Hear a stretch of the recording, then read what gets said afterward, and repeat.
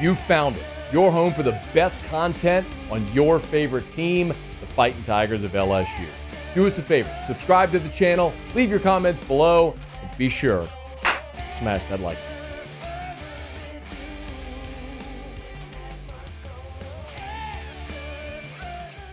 LSU's defensive backs had a really rough day.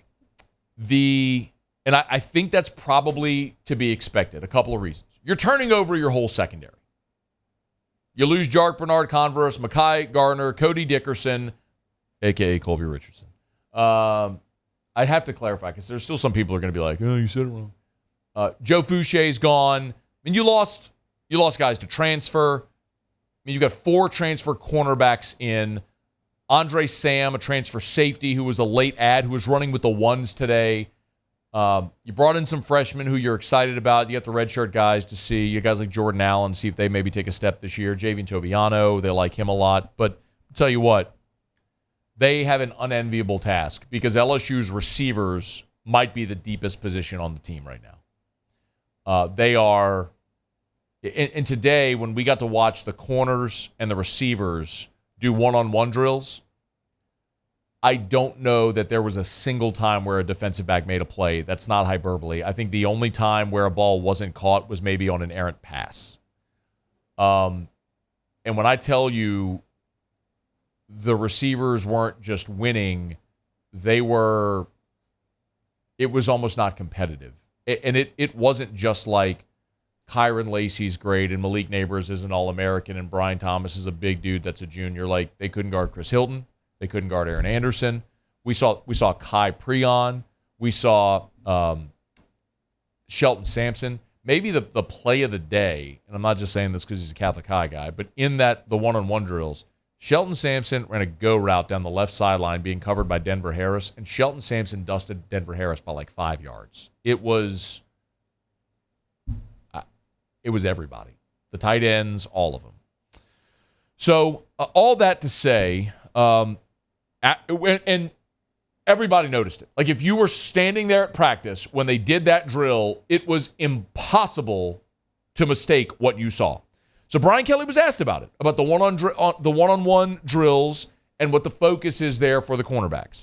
You know, we talked to the defensive backs about the deficit that they have in this particular drill so they don't get frustrated because there is no pass rush. There is no clock. They're playing man-to-man on a field that's 53 1/3 by 120. They have the whole field, and the receiver can do whatever he wants out there. So it's so important that they understand that the drill is really about their technique. It's not about a winner or a loser in that drill. So it's so important that technique is at the front of their mindset when they go into that drill. So we're really looking at that more than anything else.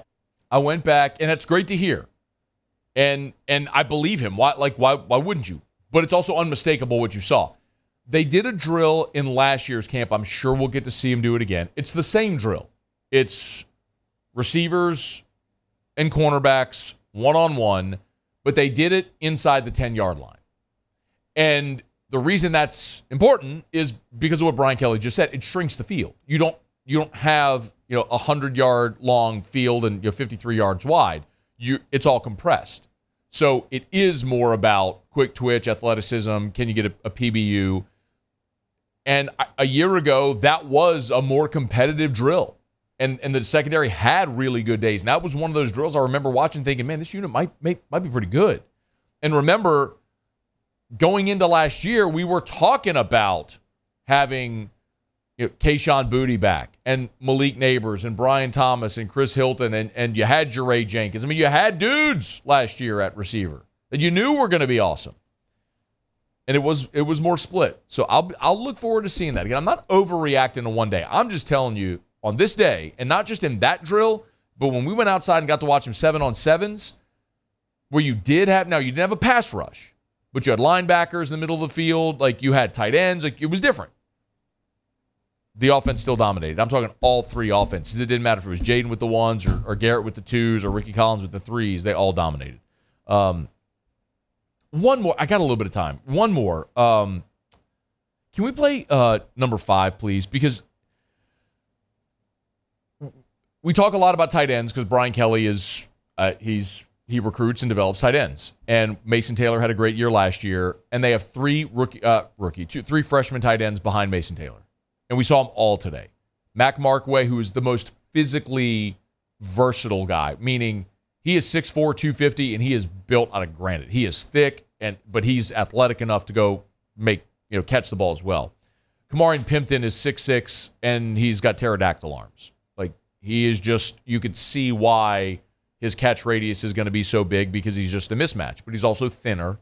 And the one that actually was taking the first reps among the pass-catching tight ends was Jackson McGowan. Behind Mason Taylor was Jackson McGowan. He's wearing number 83. So all three of those guys look different, have different skill sets, but all three can be involved in this offense. Here was Brian Kelly about the young guys kind of complimenting Mason Taylor.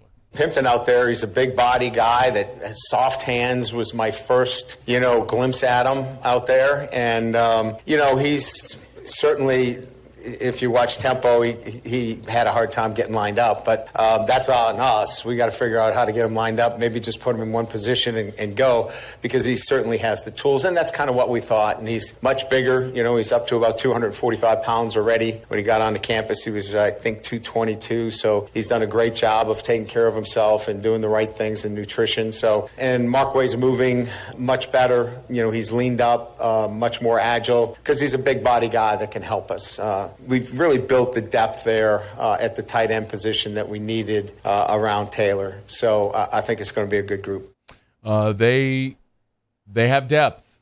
They are young. I mean, you have a true sophomore in Mason Taylor and three true freshmen. But all three of those freshmen look really good at that position, man. LSU is certainly building a herd of good tight ends there. Hey, thanks so much for watching. Please leave your comments. I love to interact. And be sure to hit the red subscribe button below.